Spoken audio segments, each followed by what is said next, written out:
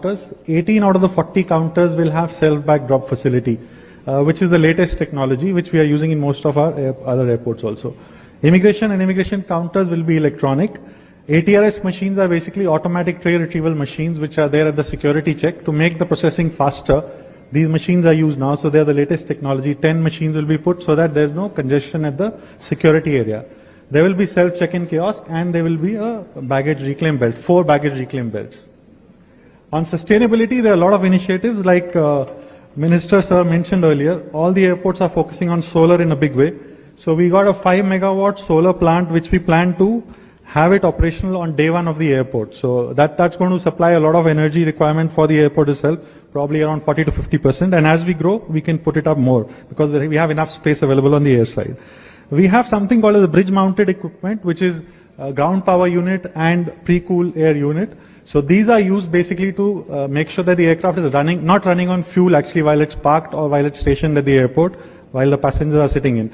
So this makes sure that aircraft fuel is burnt less and better, sustainable initiatives are taken with this. We have a fuel hydrant system. So the entire fuel piping is underground through latest technology, and you don't need to have bowsers moving around in the airside, which provides a safer working environment. And also it's, in terms of sustainability, when bowsers don't move around, you have lesser fuel emissions at the airside. We have LED technology used across, so including the airside. Airside we have complete LED lighting. Inside the building, complete LED lighting. There's a lot of natural light being used. We are trying to get IGBC Platinum actually as a, to start with. And there will be smart building solutions available at the airport.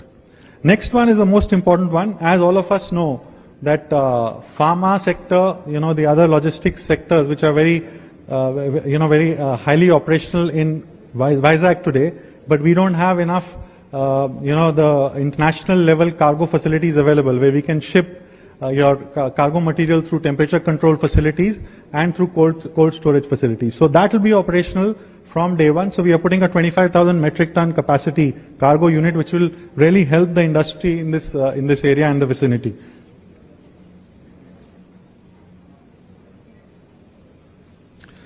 I will skip this part. I think we had enough discussion on how the industry is moving. There are a lot of aircrafts that are coming in. There are a lot of airports that are coming in. There's a lot of business that is going to grow for MROs. There's a lot of requirement for new maintenance engineers. All this has been discussed, so I'll just skip this part. So now I'll come to the real part. Where is the opportunity? When the new airport comes in, what can we do?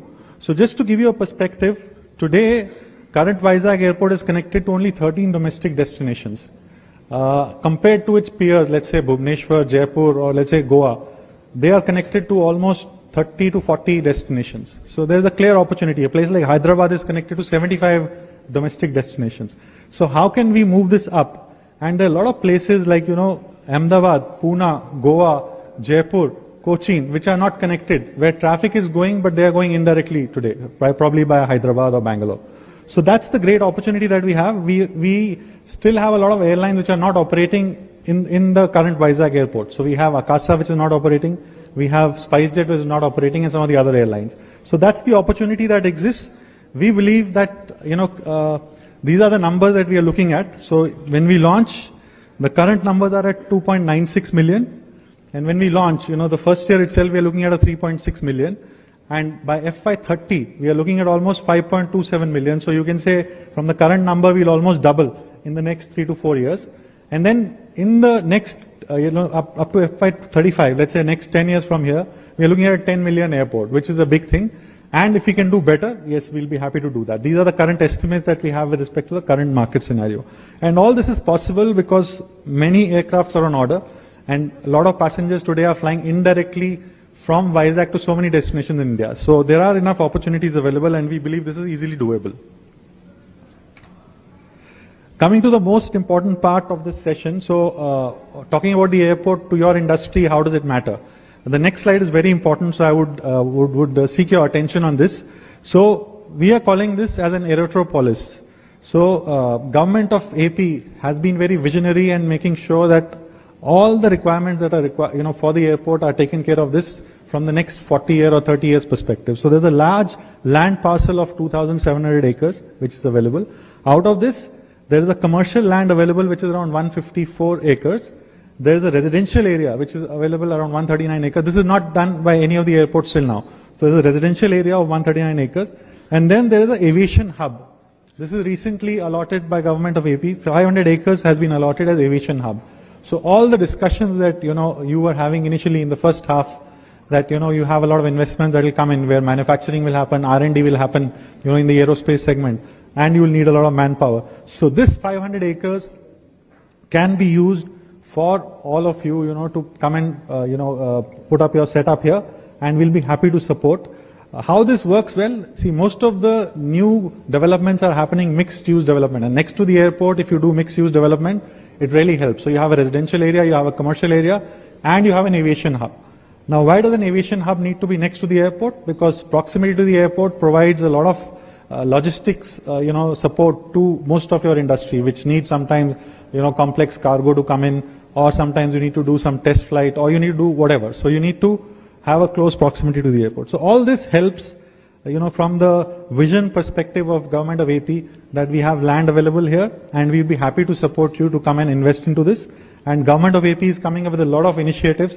So with government of AP being there, GMR expertise being there, and good local manpower. I think the local manpower is highly literate in terms of engineering, etc. And the cost of living is really low. So cost of putting up the operation is also low. So all that helps actually in terms of putting up investment in this place. So like I said, proximity to the airport, government support, strategic location. Another thing is this location. Let's say you're putting up some MRO facilities. It is in the catchment, one side is your Southeast Asia, the other side is Middle East. So you can also target the global markets sitting here in Vizag. There's a good industrial setup already available. So Vizag has many specialized industries like pharma, like shipbuilding. So you have a lot of good manpower available which can be used. And the areas where we thought of we could use is your MROs, manufacturing, design engineering, enabling infrastructure, technical skilling. But we are open to ideas. Anything related to aviation, we are most welcome, to get it to this 500 acres. Quick update on the progress. I'm sure people who are staying here would have already visited the airport. We are moving really fast. We started work actually in December 2023, and within 20 months, with support from Government of AP and support from Ministry of Civil Aviation and other government stakeholders, we really moved fast, and we've already airport authorities really helped us to do the calibration flight. So we finished our calibration flight in June, and that's the first milestone that we crossed. And now next step will be to get an actual commercial aircraft to land. So we are looking at that sometime in October, November. This is the real picture. This is the actual picture of the runway. So you can see that it's completely ready to take any aircraft on the runway. So airside is 100% ready. This is the center line lighting that you see, already ready and set. This is a parallel taxiway that you see there. And this is the terminal building. The exterior is more or less ready. Now we are focusing on the interiors. You can see aero bridges are already installed. So 7 aero bridges are already installed. And the shape of the building that you see, that is also inspired with local art and culture. So I don't know if I get it right in terms of pronunciation, but there are the local huts which are called chutilus. So they actually have a roof which comes and touches down the floor. So that's the inspiration in front that you see. The whole roof will touch into a water body of almost 2 acres. So it will look beautiful. You must have seen that in the video. And this is how the pier looks. So initially this can handle 6 million, but both sides piers can grow, and the front side also pier can grow, and we can go up to 40 million as per the demand. This is the ATC technical building, G+2 already ready, that you can see. Airport authorities already started a lot of work there. Tower should be ready, in terms of moving in by another 1.5 months. In the meantime, AI has already started putting their infrastructure into place there. Thank you from my side. I think that's all I have here today. I really appreciate your attentive listening to this. Thank you, sir.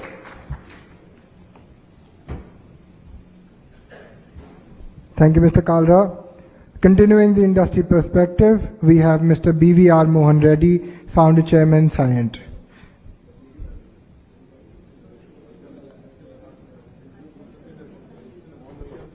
Please, let's give a warm welcome to him.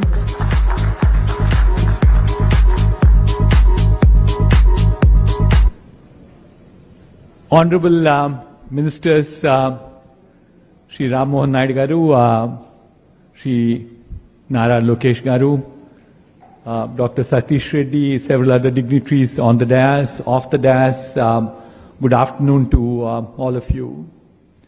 My apologies for turning up a little late for the meeting, especially to the honorable ministers. So in the next 5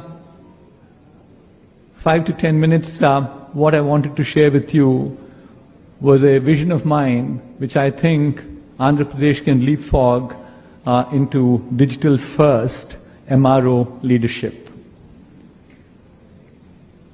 I run a technology services business. I'm the founder of the company. Aerospace is a large vertical exposure we have with us. A third of our business comes from aerospace. The best of the companies in the world, I see some of my friends sitting with me, we worked with them.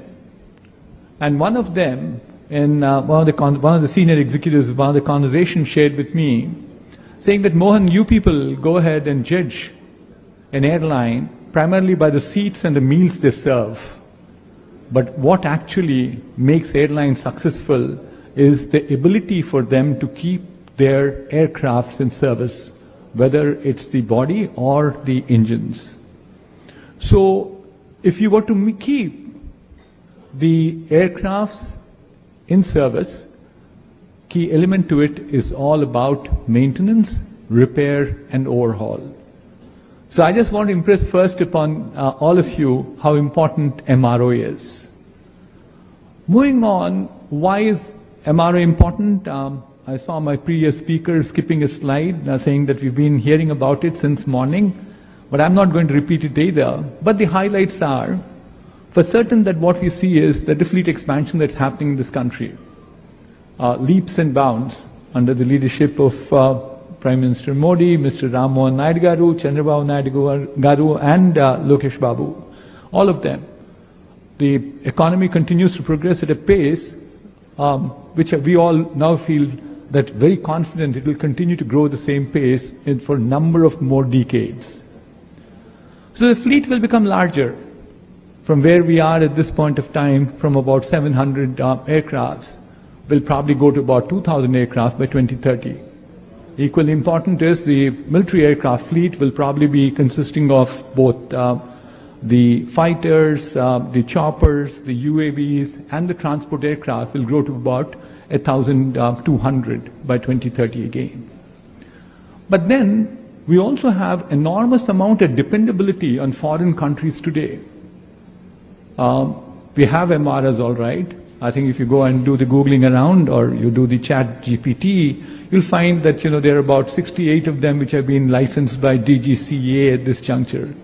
But still, the fact of life is that we spend about $2 billion annually in terms of getting our services, getting our aircrafts, aircraft engines, aircraft subsystems serviced abroad. An airline like Indigo sends as many as about 400 of their engines every year abroad for servicing. And Air India, for its D-level checks, they're all going abroad at this point. So what we are seeing is that there's enormous amount of need in terms of creating an MRO back in India, leaving apart the opportunity which is globally now forecasted at about $120 billion by 2030. But equally important to the fact that in India, where we see that economy has to grow, excuse me, the MRO has a fairly strong multiplier. Multiplier is about 2.5 times for every dollar that's earned by the MRO business itself to create to the economy thereafter. And lastly, defense preparedness becomes extremely important for this nation. And as the Prime Minister talks about Atmanirbhar Bharat, Unnati Bharat, and inward-looking Bharat, I think it's important that we have the defense preparedness too. We then move on to say, what are the challenges that we have? The challenges that we have, number one, is about the GST, sorry, I'll take that back. The GST has been reworked on in the recent past. It's 18% it used to be, it's come down to 5%. But I think what requires reworking is the customs duties. It still seems to be fairly spread around. The second one is that this challenge for the current round, will I come to the next thing later, is about the capital intensity that's there. Approximately, they spend about $100 million to have a wide-body hangar. With just not the bricks and mortar, I'm talking about the equipment that goes inside. I think it was also there in the previous speaker, skills is a big shortage. We have, as I said, as many as about 70 of those DGSA approved MROs, but most handle line checks, which are basically A level and the B level. Certainly what we are seeing further is OEMs dominate this particular market, and especially the engine manufacturers, whether it's Rolls-Royce or GE or Pratt & Whitney, all of them also are selling aircraft with long-term service agreements, so therefore they're not accessible to Indian vendors. And certainly what we also seen is these, even if you count on those 70 I talked about, they're extremely fragmented around. But therefore, what do we need to do if we think about future? I think we need to use technology. Technology is changing at a pace the mankind has never seen before. Technologies which can be extremely useful in MRO. And technologies which we believe are not slowing down. Largely driven by these four pillars. Number one, computers, they continue to become smaller, faster, cheaper. Communications, the broadbanding, cost of per usage of terabyte of information in India is the lowest in the world. Equally important is the sensors are becoming smarter by the day and cheaper by the evening. So the result is that you have, and then the sensors produce enormous amount of data, which is then being converted into, with algorithms, becoming AI. So can we use the same technologies into MRO too, is a question that we have. So the first is that if we want to have a digital twins as the first step, for every product that's there, I think some of the airline companies today do have digital twins. Some of the latest models of the aircraft engines that we design have digital twins built into them. That gives you an ability to not only predict your maintenance, but certainly reduce the aircraft on ground. AOG, as it's called. AOG currently costs approximately about $120,000 every day that they're not in service. So therefore, I think we need to use technology in MRO by ensuring that we build engines, fuselages, and the rest of the subsystems which are going to be in the digital twin format, which makes us our ability to bring down the downtime and also make sure availability increases. The second one is the technology of virtual reality and augmented reality can be extensively used in terms of training our technicians. We're not doing that as extensively as we like to see it. And therefore, this so-called shortfall in terms of technicians can certainly be put on fast track very quickly. A third one is that we also can use drones and robotics extensively for the MRO operations. Drones detect the fuselage cracks. I think EasyJet has an example right now case where they are doing it quite extensively. Or the second one is there are some intricate areas where you can't even see, you can't even put your hand inside, whereas drones go and do the repairs themselves. Sorry, robotics arms go and do repairs themselves. And one more of that is all about the 3D printing. I had the honor of accompanying Sri Lokesh Garu today. We went ahead and launched a AI program for schools, to 50 schools in Vizag. And this is an initiative to ensure that the 7th graders, 8th graders, and the 9th graders understand what is AI all about. We had hardware, we had software, we had these Raspberry toolkits, we had curriculum, we had mentors, we had instructors. Lokesh Babu Garu spent a lot of time today. The way in which he connected with the students and he saw what was being done.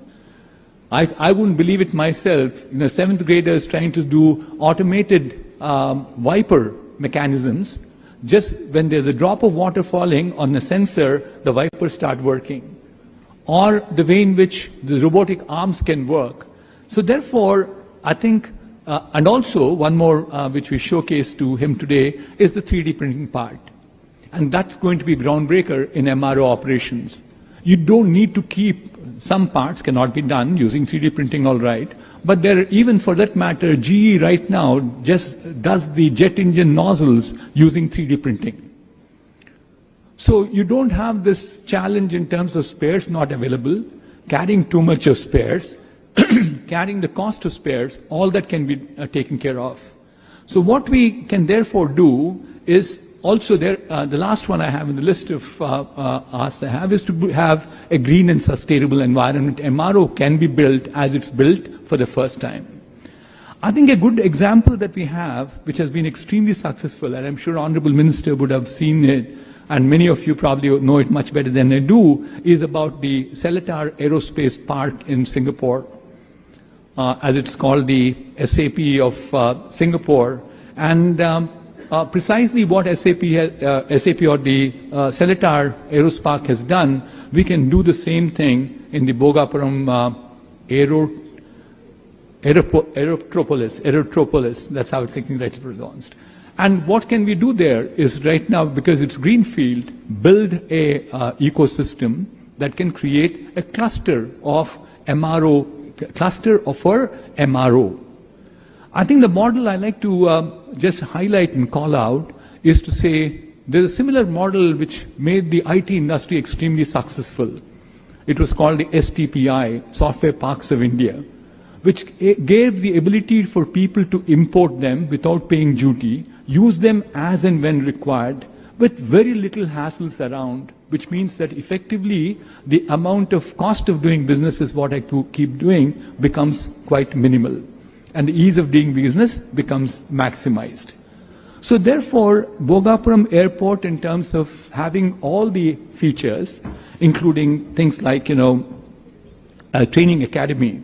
You look at the Seletar Aerospace Park, we have Singapore, NTU, Singapore University, all of them participating. So therefore, I think the sum total is that the potential for Bhogapuram Aerotropolis is as much as about $3 billion is what can be generated, and we could also generate as many as 6,000 jobs. I'll only conclude by saying that we have an opportunity, and I'll make this pitch to every one of you and make an appeal to the ministers, honorable ministers, to position AP as the Singapore of India for MRO. Thank you. Thank you very much.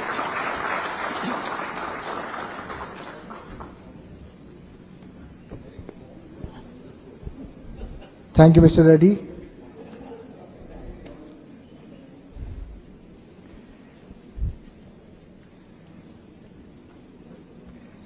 Ladies and gentlemen, with this special address, I would like to welcome Mr. C.M. Saikant Verma, CEO, Andhra Pradesh Economic Development Board.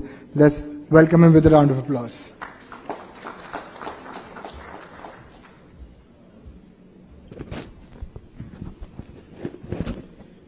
Can we have the presentation, please?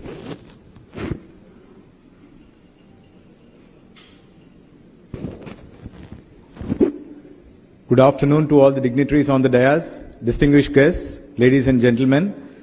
First of all, I thank the CII for inviting me over for such a wonderful event today. And over the next few minutes, I'd like to present and showcase the opportunities that we have in Andhra Pradesh right now. I want to present very briefly about what we are trying to do in Andhra Pradesh under the able leadership of our Chief Minister, and showcase some of the opportunities, particularly in the sectors of aerospace, defense, and MRO. Next slide, please.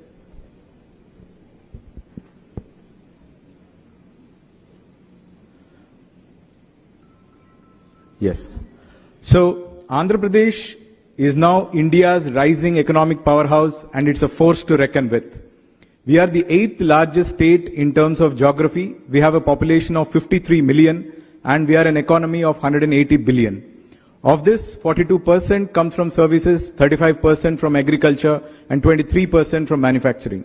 This shows that there is a huge potential for the state to catch up in the manufacturing sector. In line with the Honorable Prime Minister's call for Vikasit Bharat, our Honorable Chief Minister, Mr. Chandrababu Naidu, has given a call for Swarna Andhra Vision 2047, wherein we wish to become a $2.4 trillion economy from $180 billion today by 2047. So this means we need to consistently grow at a rate of 15%, and that's the aspiration levels that we have for the state. Now, for us to be able to realize this big dream and vision and bring it into a reality, our Honorable Chief Minister has designed a very focusedly designed overarching framework based on 7 key fundamental guiding principles. 1, product perfection. The second is speed of doing business. Honorable Chief Minister of Andhra Pradesh, he is a champion of ease of doing business. Under his able leadership, AP has consistently proved to be number 1 in ease of doing business rankings. And today, he is now very strongly advocating the concept of speed of doing business, wherein we want to turn Andhra Pradesh to be an ideal investment destination for the investors, where the ideas can be converted into businesses very quickly. We are working very hard in terms of realizing this particular goal. One classic example that I can talk about here to demonstrate the speed of doing business of our state is one that is led by our own Honorable IT Minister here, who is sitting with us, wherein with one Zoom call with Arsenal Mittal, he was able to convince them, give them the top leadership, a great deal of confidence as to what the state is willing to do. And today we have landed India's largest steel plant in this particular region because of this aspect of speed of doing business. The third guiding principle is reducing the cost of logistics, particularly reducing the cost of doing business in the state, employment creation, future-ready technology, and circular economy. Our Honorable CM is very, very sensitive about understanding the fact that every sector has got specific needs and requirements. So we didn't adopt a one-size-fits-all approach.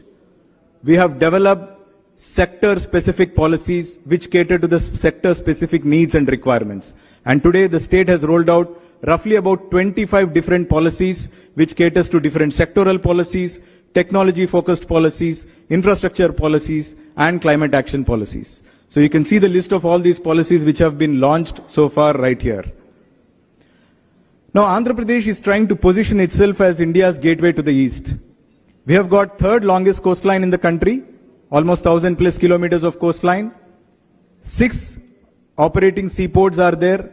4 new greenfield seaports are coming up. The state is committed to create, for every 50 to 100 kilometers of the coastline, the state wants to set up a seaport or a fishing harbor, so that we are able to emerge ourselves as the eastern hub on India's sea coast, and we want to become India's gateway to the east. Looking at the aviation ecosystem, we have 7 operating airports, 3 of which are international, and 9 greenfield airports are going to come up in the state. Now, under the able leadership of our Honorable Union Civil Aviation Minister, we just heard about how Bhogapuram Airport is coming up very fast, and it is probably going to be one of the fastest built airports in the country.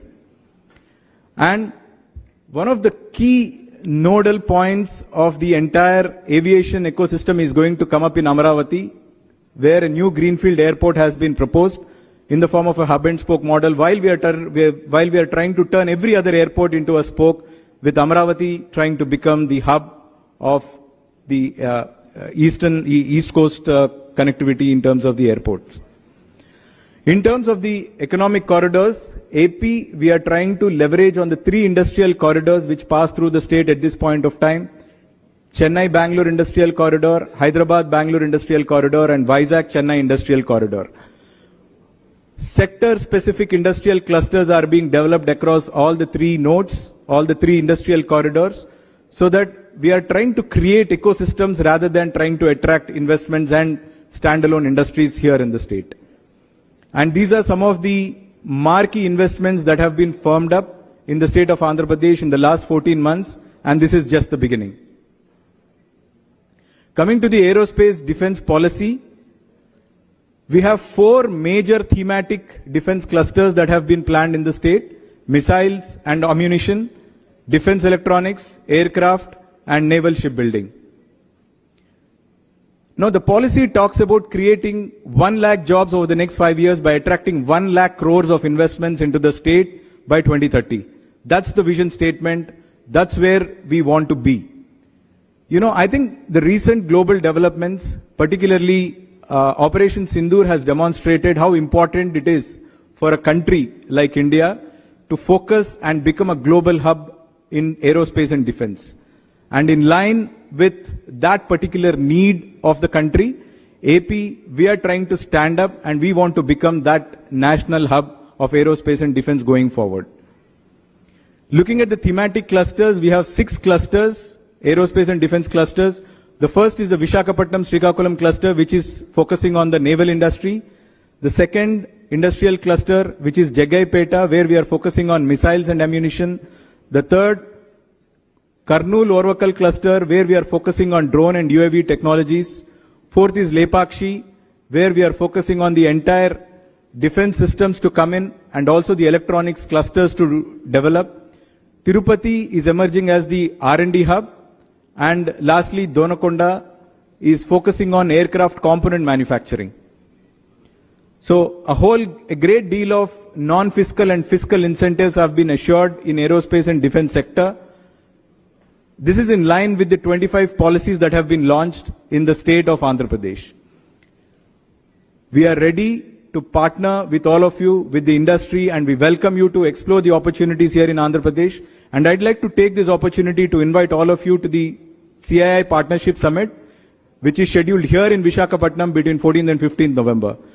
This is the place where the state is going to showcase its true potential, opportunities, and a place where new relationships will be forged. Looking forward to seeing you all here. Thank you so much for the opportunity.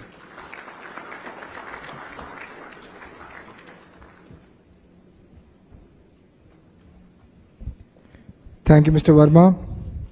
Continuing with the keynote address, we have Dr. G. Satish Reddy, Advisor for Aerospace and Defense, Government of Andhra Pradesh. Round of applause, please.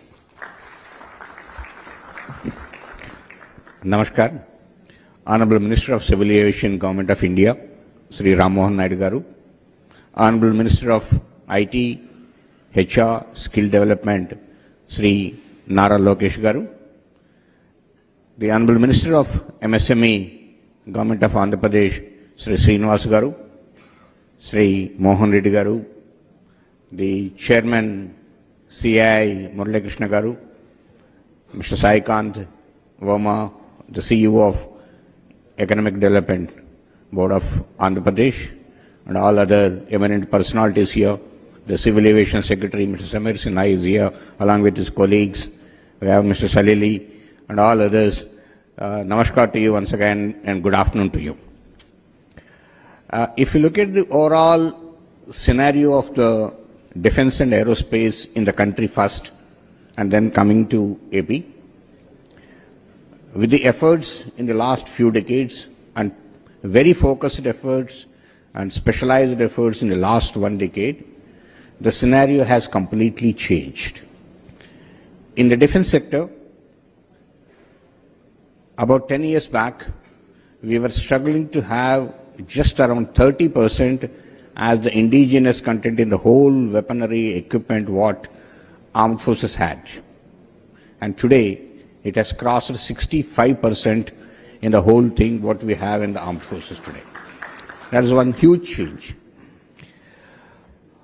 Lots of systems have been developed indigenously in the country, and country has become self-reliant in many of the areas: missiles, radars, sonars, torpedoes, electronic warfare systems, AWACS systems, aircrafts, tanks, armored vehicles, ships, submarines. Many of the things we are able to build in our own country today. The budget has gone up enormously.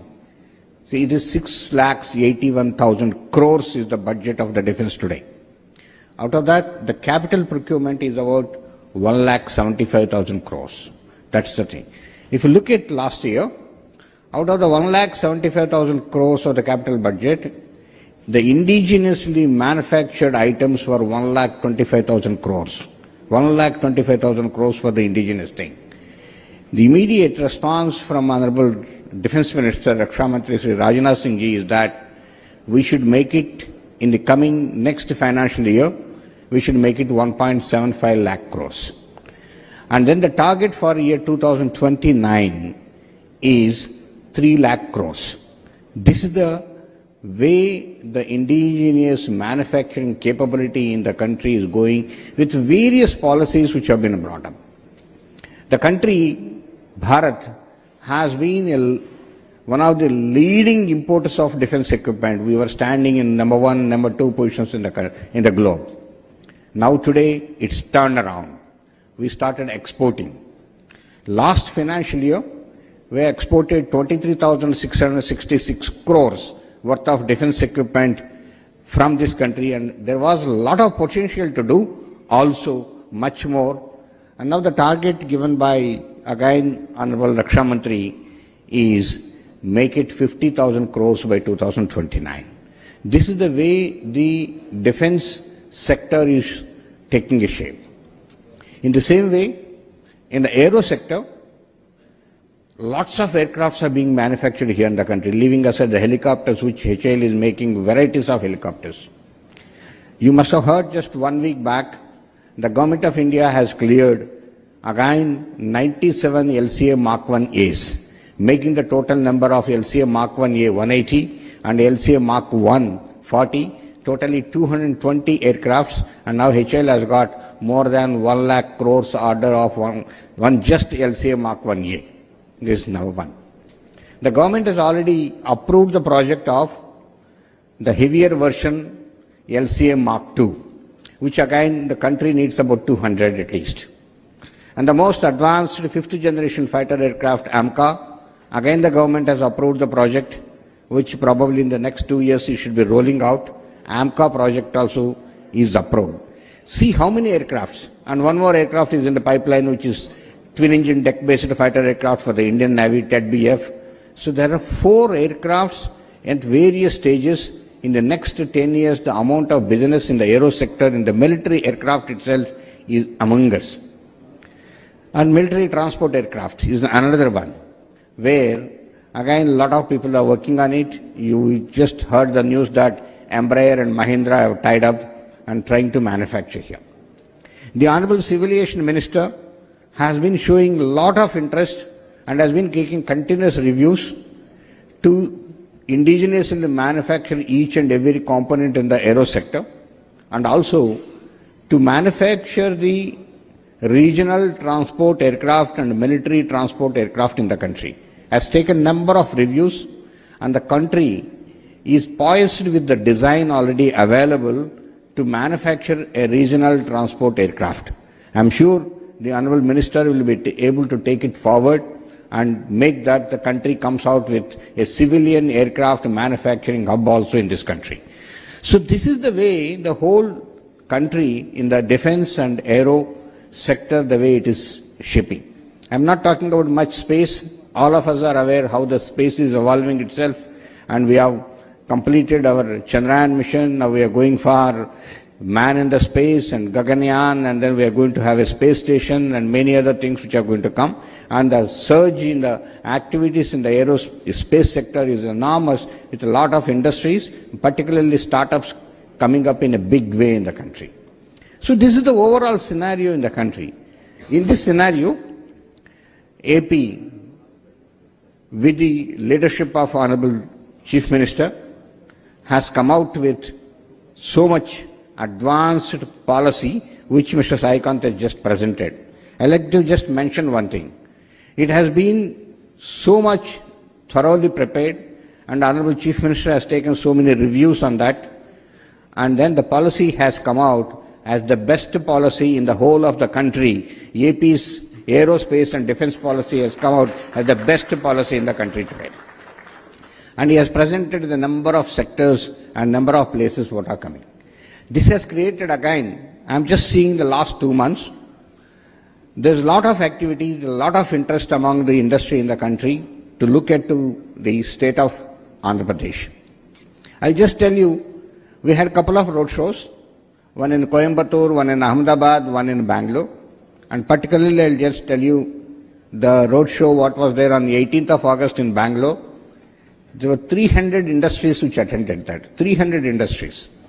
And many people came forward there itself and said about 85 to 100 people have actually written and given we have interest in coming up and putting up there. There are some people who came forward and mentioned there itself in the thing, and then came to the dais and announced there that we are going to have it like HFCL, Ananta Technologies, the mining industries, and the startup Digantara. They all have come and announced that we are going to have our manufacturing hub our manufacturing industry in the state of Andhra Pradesh. Other than this, I like to mention to you also, there's so many other people who have already actually mentioned that and who have already applied for the land and other amenities. Like example, the Bharat Forge Limited has asked for about 1200 acres land. The Bharat Dynamics Limited has asked for about 1200 acres in Donakonda and 140 acres for the torpedoes manufacturing here near Vishakhapatnam or Anakapalli. ICOM, again a missile and electronic manufacturing house, has asked for 700 acres of land. The BrahMos has actually asked for 300 acres of land. So many people, and just a couple of days back, about 35 industries together have approached EDB saying that we want land to be given, we all want to establish here. So there's so many people who are coming forward with a lot of enthusiasm to establish in the state of Andhra Pradesh, as it's particularly in the aero and defense sector. The Jagaipeta is very close to Hyderabad, where the missiles are being designed. The drone activity is again 2.5 hours from Hyderabad, and then the whole of Orvakallu airport is available for all the drones testing, drone range is available there. And then if you look at the Lepakshi and Madakasera, from Bangalore airport just 1.5 hours or maybe less than that is the distance, travel distance. Compared to the people, Bangalore meeting itself, the people who are telling from the Bangalore airport what you have, the electronic city, are going to Hosur, which takes 2.5 hours, you just cross this side and happening. So much of advantages which are there, which actually is the state of Andhra Pradesh is able to provide. So, a lot of ammunition industries, lot of aero industries, lot of electronic industries, lot of naval related electronics industries are showing a lot of interest to come to the state of Andhra Pradesh, which has come out with the best policies. So I actually humbly request all of you, please look into it, please look at the policy, look at the way the team is working so energetically, the industry secretary and his people, the EDB, the APIIC are so actively pursuing the people and trying to provide all the information, make the files move forward. I am sure that in the coming months, we'll have a lot of industries are approved and given the land for they establishing in the state of Andhra Pradesh. So all of you, please look into it and come up, as India is emerging as a leader in the aerospace and defense sector. I am very sure India is emerging as a leader. As I said, 65% is the indigenous content, which will be going to 80% very soon, is what it is. The exports, what I said, 50,000 crores in the next 3 years is the target, and many more countries are showing a lot of interest in this from India, the products from India. India is emerging as a hub. India is going to be a leader. India is going to be make for the world the call what given by Honorable Prime Minister we are going to do. So this is the thing. I only actually request Sri Nara Lokesh Garu that we also need to do a lot of skill development in this area. He has been taking a lot of interest in this, and request all the academic institutes which are there in Andhra Pradesh to have a minor degree in defense and also a degree in aeronautics, and an MTech in defense technologies are one of the important courses which we need to introduce here. And then, of course, a lot of other skill development activities which needs to be taken up in this state to support all these industries which are coming. And also there are a lot of common facilities which are required, which have also been said, which actually all the industries need. This is one of the important things which Government of Andhra Pradesh will be able to take up and support by the time you people come up with this.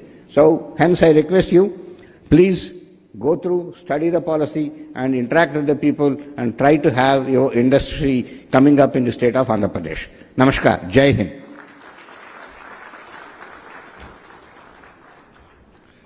Thank you, Dr. Reddy. May I now invite Shri Kondapalli Srinivas, Honorable Minister for MSME, SCRP, NRI Relations, Government of Andhra Pradesh. Let's welcome with a round of applause.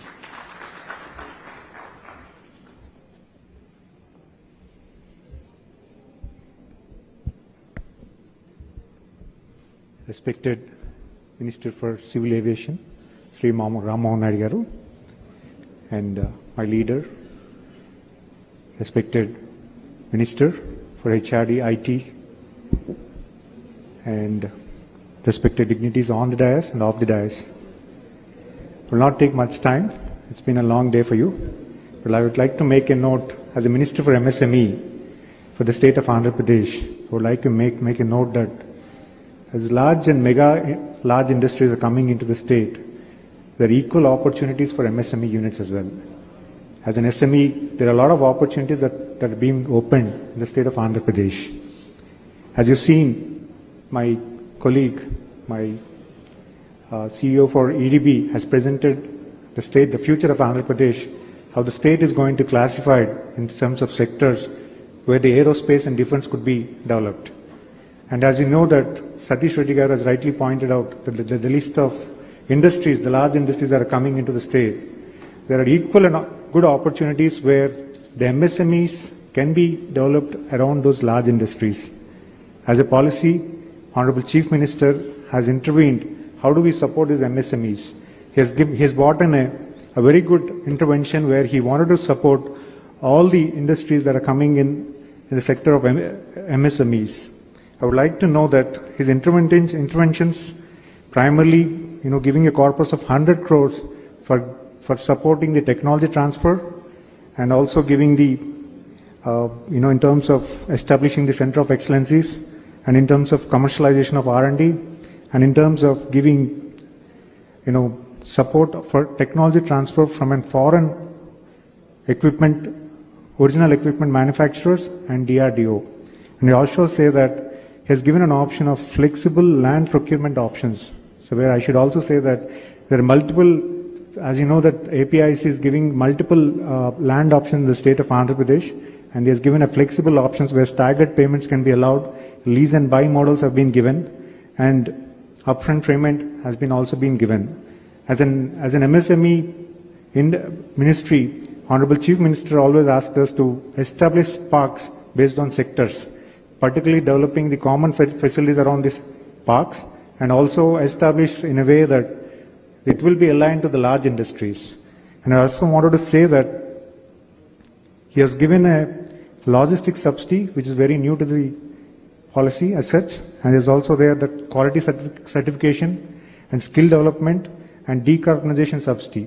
So all this matters a lot when it comes to SMEs because he wanted to support all SMEs in terms of trying to establish in alignment with the large industries that are specifically in the aerospace and defense. So I would like to thank all of you for being part of this. Thank you one and all. Thank you.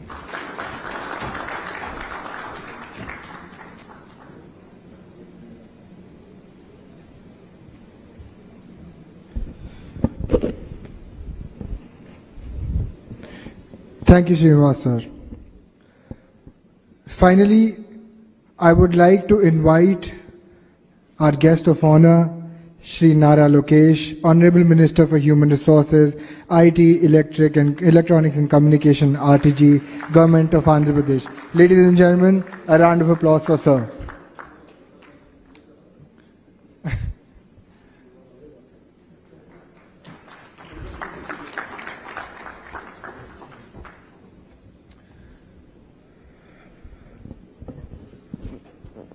Dignitaries on the dais, Murli garu, B.V. Mohan Reddy garu, Kanwarbir Singh Kalra garu, Saikant Verma garu, Satish Reddy garu, Kondapalli Srinivas garu, and of course our own boy Ramohan Naidu garu. Thank you for being here, and to all the distinguished guests who made it for this session, I'd like to thank you for taking time out of your busy schedules to visit Visakhapatnam. As presented by GMR, we really need to work on connectivity. Point taken. The Honorable Civil Aviation Minister and I have taken up a challenge that we will work towards beating Hyderabad in connectivity from Bhogapuram. So we will need your support. I think I had a long speech prepared, but Saikant pretty much stole the thunder away from me, so I won't bore you with all the details on the policy. But I just wanted to stress on three specific things. One is visionary leadership. Two is team that can actually execute it. The third one is we are a startup state. And I'd like to just talk about these three specific issues. First is vision. You know, Mr. Naidu requires, our Chief Minister requires no introduction. He is known to be a visionary politician. If you look at what he's done to Hyderabad way back in the mid-90s, and when we look back at Hyderabad today, we know that all the seeds were sown in the right place. And a great example of that is Shamshabad Airport. When Mr. Naidu back then said airport should have 5,000 acres, a lot of people actually made fun of him. You know, generally in India we have a habit of making fun of visionaries. They made fun of him. They said, why do we need 5,000 acres? But now go back and see Shamshabad. It contributes close to 11% of Telangana's GDP. And there's a longer story to Shamshabad Airport. GMR did win the contract, but Mr. Naidu did not award it for the longest of time because back then this was one of the very first projects of GMR and he questioned whether GMR had the capacity to execute it. So he got GMR Garu to present all the designs, and only after he got convinced that they can execute it in the true spirit of what he wanted it to be, was the contract awarded. So what we have in Andhra Pradesh is visionary leadership. And we are, if you look at, you've seen Shamshabad Airport, and believe me, Bhogapuram, we will one-up it, we will do better, and we will make it a destination on the eastern seaboard. Second is team. We have mix of experienced leadership and young Turks. The Dayas is a great example of this. You know, under the leadership of Satish Reddy Garu, who's enabling us, giving us inputs in terms of policy, Mohan Reddy Garu on the other side, giving us a lot of input. There are a bunch of youngsters sitting in between. If you look at Kondapalli Srinu, he's a first-time minister in the state cabinet. Ram Mohan Naidu, Moka, requires no introduction. He's the youngest cabinet minister ever in Indian history. And we back it with leadership even from the service. So we have Saikant Verma, who's an IAS officer, who's handling Economic Development Board, who's younger than, I think, all of us on the dais. So what you see is a blend of experience and youngsters. We have hunger. We mean speed of doing business. Saikant spoke of ArcelorMittal. October is when we're going to break ground. It's going to be India's largest steel plant, and it was clinched over one Zoom call. Another example is now it's out in the open. Google is going to build one of the largest data centers here in Visakhapatnam. Actually, that conversation started here in Novotel when the Google leadership came, and I personally drove them, showed them the land, and explain to them the vision with which we want to build an entire data city. That's another example. Third, I would like to also share in renewable energy space. I'm sure all of you know the company called Renew. I went to break coconut to start a new plant where they're going to do solar and wind energy production. So we went there and we broke coconut. I told Sinhaji to make Andhra Pradesh his second home. Then I heard he's getting into manufacturing. I just dropped him a WhatsApp message and said, boss, we are ready here in Andhra Pradesh. And we also got manufacturing to Andhra Pradesh. So why am I sharing all this with you? Once you sign with Andhra Pradesh, it's no longer your project, it is our project. So if it means we have to lobby with the leadership from civil aviation, we will lobby on your behalf. If it means we have to lobby with NMDC, we have done it. If it means that we need to change policies, taxation, we are willing to take that ownership, work with the leadership in Delhi to make that difference. So we have the blend of young leadership backed with seniors giving us tremendous amount of guidance, and then we deliver on the speed of doing business. Third, as I said, we are a startup state. We are exceptionally hungry. Like all the startups here, I've seen the booths, I was observing what you do, the kind of sectors that you represent here. We are hungry. We are ready to steal your business from any other state or any country possible. We want you to invest here in Andhra Pradesh. And I jokingly say, Andhra Pradesh is on the better side of Chennai, Karnataka, Bangalore. And we are really excited to bring land your investments here. Saikant Verma, he's the only IAS officer in the entire Economic Development Board.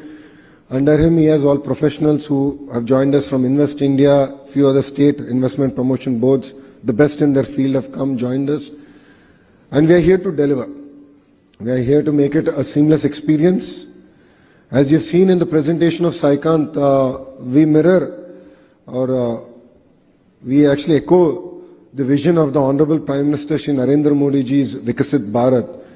We have created Swarna Andhra Pradesh, where we want to be a $2.4 trillion economy by 2047 from being a $180 billion economy today. So we need to grow at 15%. And for the friends in the private sector, that's not easy. But believe me, Andhra Pradesh will be one state that will actually prove that we can actually grow as a state at 15% CAGR year on year. And we have great relationships now at the central level. We have double engine Sarkar. We have the Honorable Prime Minister Shri Narendra Modi ji. And then we of course have the Honorable Chief Minister Shri Nara Chandrababu Naidu Garu. Both of them together want to again recreate history. And we believe that strong states make strong nation. And in this particular context, we have a different double engine Sarkar. We have two Naidus. I call it Naidu Square. One is Ram Mohan Naidu. I hope he's okay with me calling him Ram Mohan Naidu and not Garu because he's very young to me. But Ramu is here. He's of course Mocha, and then we have our Honorable Chief Minister Shri Chandrababu Naidu Garu. Of course, both of them are not related, but Naidu Square. So we have another double engine Sarkar where I believe that we can do a lot of work in the aerospace and defense sector together. And Ramu, we are looking forward to your leadership to drive things. You can definitely send the companies our way, and believe me, we'll catch them, we'll ensure they're grounded, and we will report back to you saying that this is the company that you sent, this is what we've grounded. And we will deliver on the speed of doing business in its true sense. So to all the entrepreneurs here, please definitely count Andhra Pradesh as your home. And Visakhapatnam is one of the most beautiful cities in India. I jokingly say that if Bangalore were to marry, go and have a child, it will be Visakhapatnam. We have best of both worlds. There's a whole debate about talent.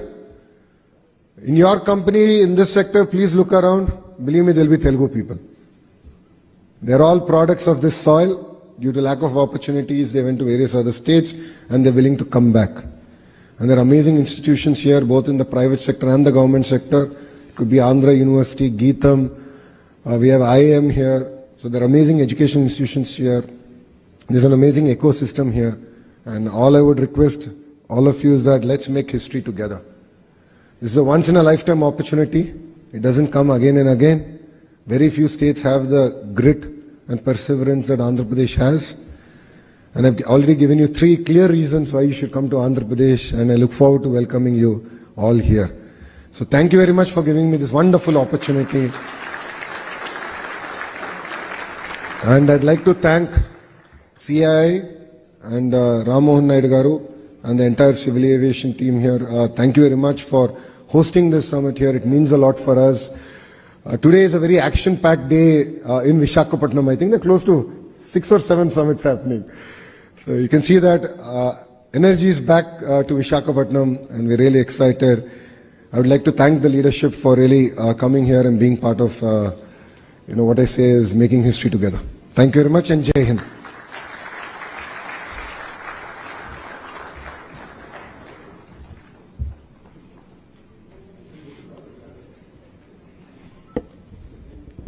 Thank you, Shri Lokesh, for your remarkable address. May I now invite our chief guest, Shri Kinjarapu Ram Mohan Naidu, for his address. Thank you, sir. Thank you. Good afternoon to each and everyone. I've already given a very elaborate speech in the morning in the inaugural session. And I'm taking this opportunity again, especially to thank our young and dynamic leader, always an inspiration for the younger generation, Lokesh Anna Garu, for specially gracing this event, and Minister for our MSME, Kondapalli Srinivas Garu, B.V. Mohan Reddy Garu, Satish Reddy Garu, and all the important people on the dais. And I have to also thank all the dignitaries that are here. The energy and enthusiasm that I got to witness in the morning, I can see it again in this time also. Usually, when you have a multi-session, especially which is overflowing after lunch, the energy kind of dilutes a little bit. But I see a lot of enthusiasm here. One, I can tag it to the presence of Lokesh Anna for him being here. He has brought in a lot of energy and enthusiasm. And also, I think this sector is right now in that space where everyone is eagerly looking and excitedly looking to do something about. And I've already talked about why this sector is very, very important. This is the right time to invest in this sector. This is the right time we all move forward, synchronize, synergize, so that we can not only become one of the global aviation hubs, but we can also cater for some of the requirements that the industry is going to need in the coming days also. And the right time and the right place. The justification has been given by the state government and especially our Lokesh Anna Garu also. I have to admit, see, this is the second aviation aerospace manufacturing summit conference that we are having. As civil aviation minister, we have a certain liberty and leverage to guide a certain location. And in fact, the first one happened in Gwalior when Jyotiraditya Scindia ji was the minister. And it is quite natural for me preferring Andhra, but I would tell you the seed was sown by Lokesh Anna. This was 3 months back around when he found out that aerospace has so much demand and there is so much potential, and he ensured that all the support will be extended from the state government, and especially you can see it from the beautiful defense and aerospace policy that they have created. I can assure you as a Minister of Civil Aviation that out of all the states, this is one of the best policies that you'll see in the country. And they have worked really, really hard. They have looked into all the policies that are there right now across the country, and they have did a +1 to each and every aspect of it, and they have made sure that it is not only going to be a beneficial thing for the state, but also the person who is going to invest. There is a mutual consensus that is going to be created when you invest in the state of Andhra Pradesh. So as a minister from the government of India, I would like to congratulate the government of Andhra Pradesh for creating such a beautiful policy, because even if it is in Andhra Pradesh that the industry is going to come and create a strong ecosystem, the country is going to benefit. So we have the right leadership, we have the right time, and we have the right place. Now the right decisions have to be made, and I request each and every one of you that is present here to once again invest in the state of Andhra Pradesh. You know that I am the Minister of Government of India. You can take me out of Andhra, but you can't take Andhra out of me. So I'll be pushing for Andhra Pradesh. And also, I'm seeing the presentation that is being given by the AP state government. Especially I was looking at the airports, 9 airports. With our Honorable Chief Minister, the number keeps increasing month by month because he sees the potential and he sees things which we can't see today. That is the beauty of this man. That is the beauty of the vision that he has.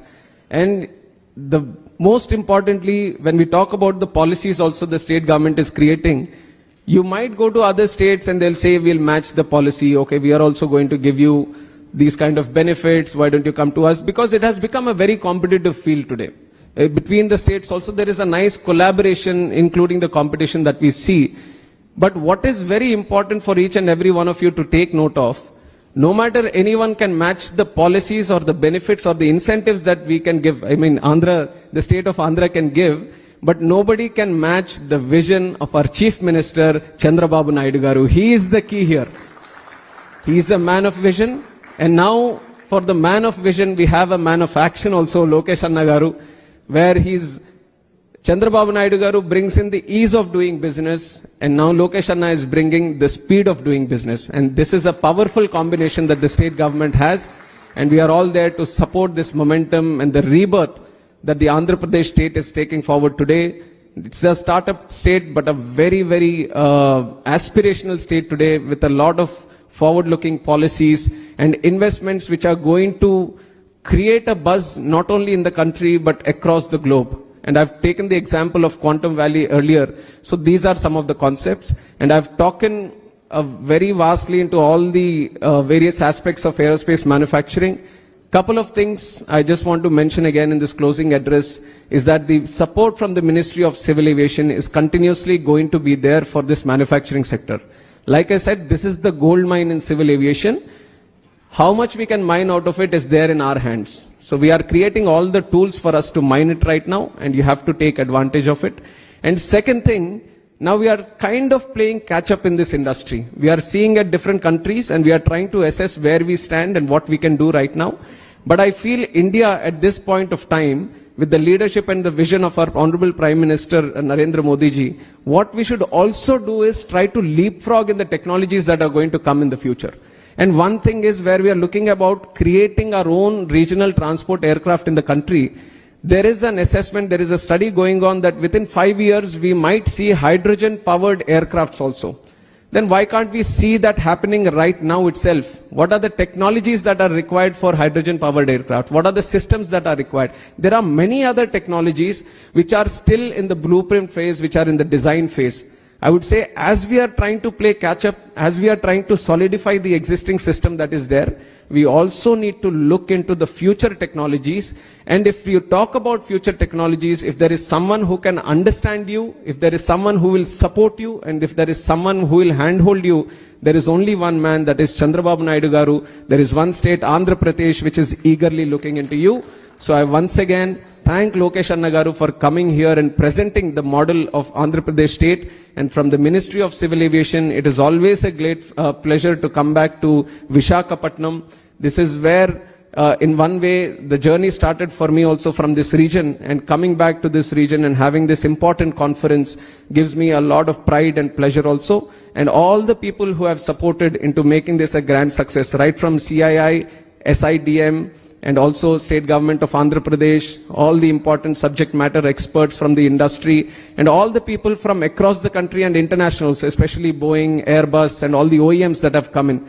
Thank you once again for your participation. This means a lot. Let's not just leave it till the event itself. Let us collaborate. I've seen the stalls in the morning. I visited each and every stall. Some of the technologies that you have presented, some of the solutions that you have presented are very, very impressive. I've told my team that wherever possible, we have to create a proof of concept. Our airports are ready to open up to these startups also to your solutions. So we are going to partner up with you so that we can see them in action. We can see them implemented in our airports and in our infrastructure systems. So definitely we'll reach out to all of you. We will provide an opportunity so that you can further improve on the designs that you have already created. So thank you very much. Thank you to the whole team of CII for organizing this conference. Thank you.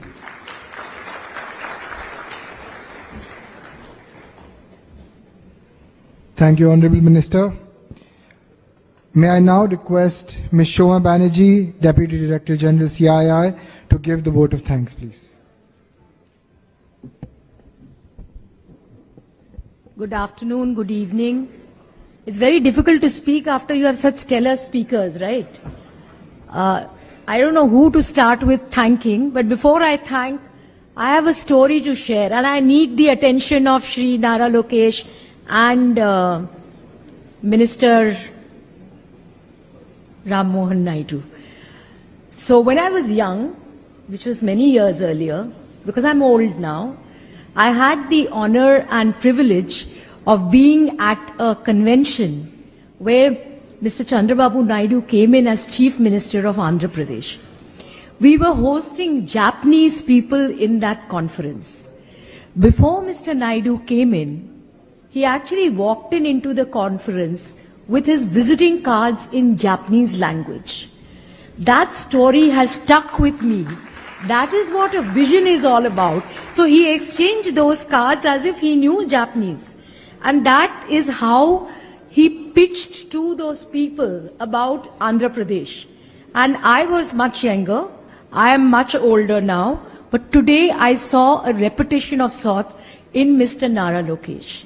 Sir, I think you have really shown us what young blood is and what a lethal combination EODB, and speed of doing business. I think that is what is going to take the industry ahead. You've talked about many things that are happening here. From my side, before I thank each one of you, and like you said, sir, what a stellar combination of experts and young blood. If I may say, we will hope to have our aerospace manufacturing summit every year in Vizag. That is something which I am promising, because I think I've seen so much of support, so much of interest, so much of thing. So from CII, I think we will look at doing this as an annual summit every year in Vizag, so that it becomes the hub and the manufacturing center. And with your blessings, I think we will do it very well. With those words, I'm not going to take any more time, because I know we are running late. So I just want to call out, we had with us, of course, Mr. Nara Lokesh, the Minister of IT and HRD, Government of Andhra Pradesh. We had Mr. Kondapalli Srinivasan, Minister of Small and Medium Enterprises, Government of Andhra Pradesh. Mr. BVR Mohan Reddy, very senior and very acknowledged expert in the sector.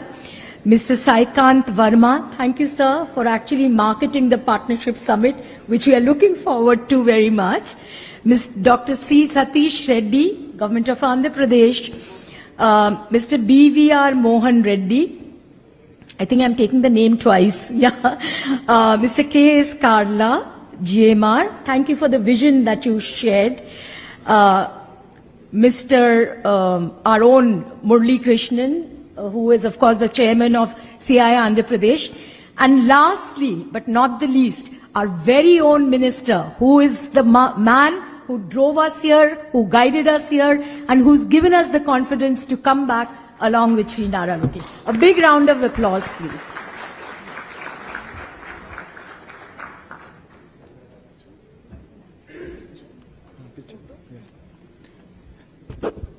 Dignitaries on the dais, may I now request you all to move ahead for a photo op, please, sir.